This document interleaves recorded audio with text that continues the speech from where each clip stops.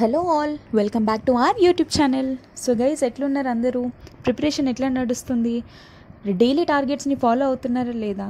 ఒకవేళ ఫాలో అవ్వకుంటే ఇప్పటి నుండి అన్న చదవండి, స్టార్ట్ చేయండి. బికాస్ చాలా టైం తక్కువ ఉంది, మనకి కాంపిటీషన్ అనేది ఫుల్ హెవీగా ఉంది. సో అందుకే అంటున్నా, డోంట్ నెగ్లెక్ట్ ద టార్గెట్స్. చాలా ఇంపార్టెంట్ ఇది.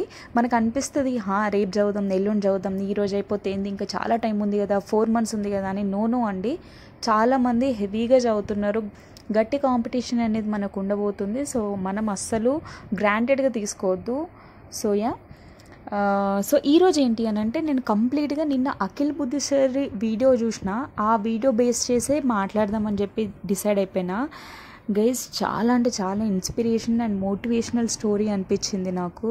లైక్ జనరల్గా ప్రతి ఒక్క టాపర్ టాక్స్ కానివ్వండి, టాపర్ ఇంటర్వ్యూస్ కానివ్వండి, నేను చూస్తూ ఉంటా. బట్ బేసిక్గా ఏంటి అని అంటే, వాళ్ళందరూ మనకు అంత టచ్ అయి ఉండరు. లైక్ ఎవరో తెలియదు, హైలైట్ అవ్వరు కదా.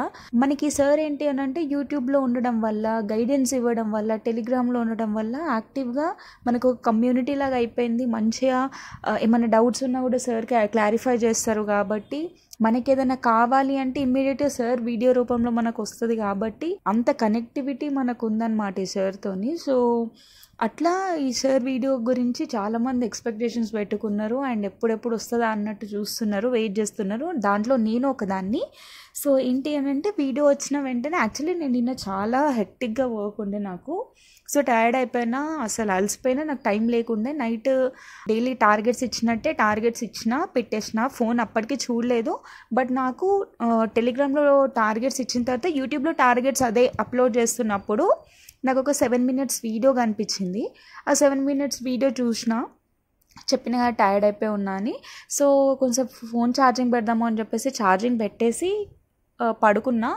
నిద్ర పట్టేసింది. ఆల్మోస్ట్ 11:30 అయింది. ఫోన్ ఓపెన్ చేసి చూస్తే, ఒకసారి నెట్ ఆన్ చేద్దాము అని చెప్పి ఓపెన్ చేసి చూస్తే, నాకు టెలిగ్రామ్లో ఒక ర్యాండమ్ ఛానల్ నుండి ఒక నోటిఫికేషన్ ఏమని వచ్చింది అంటే, ఫుల్ వీడియో ఈజ్ అవుట్ అని చెప్పి. సో ఆ ఫుల్ వీడియో చూద్దాము అని చెప్పేసి ఓపెన్ చేసిన.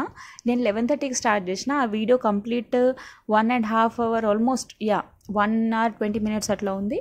కంప్లీట్ వీడియో చూసిన. ఇంకా పడుకుందాం అని చెప్పేసి ఫోన్ పక్కకు పెట్టేసిన.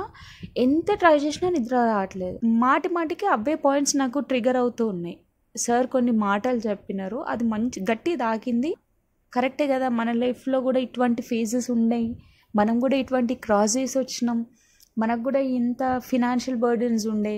ప్రతి ఒక్కటి ఒక సింక్ అవుతుంది. ఆల్మోస్ట్ ఇదే స్టోరీ అందరికి ఉండాలి అని కాదు, ఎవరి స్టోరీ వాళ్ళకు ఉంటుంది. కాకపోతే సక్సెస్ అయ్యేంత వరకు మన స్టోరీస్ తెలివాయి కదా. సో అట్లాంటి ఫేజ్ కూడా మనకు కూడా ఉండింది కదా అని చెప్పేసి అనిపించింది.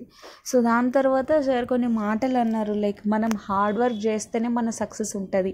ఏ రోజైతే నువ్వు హార్డ్ వర్క్ చేయడం ఆపేస్తావో, నీ కంఫర్ట్ జోన్కి అలవాటు అవుతావో, ఆ రోజు నీ సక్సెస్ కూడా ఆటోమేటిక్గా వెళ్ళిపోతుంది. నాకు కరెక్ట్ అనిపించింది. అంతే కదా, ఇప్పుడు మనం కష్టపడేది జాబ్ సంపాదించడం కోసం, కష్టపడేది మనీ సంపాదించడం కోసం. బిజినెస్లు చేస్తారు, జాబ్లు చేస్తారు, మనీ కోసమే, అల్టిమేట్గా హ్యాపీనెస్ కోసమే. కానీ సక్సెస్ అంతా ఎప్పుడు వస్తుంది, ఎప్పుడు మనకి ఇదంతా అవుతుంది అని అంటే, మనం హార్డ్ వర్క్ చేసినంత వరకు. ఒకవేళ హార్డ్ వర్క్ ఆపేస్తామా కథ.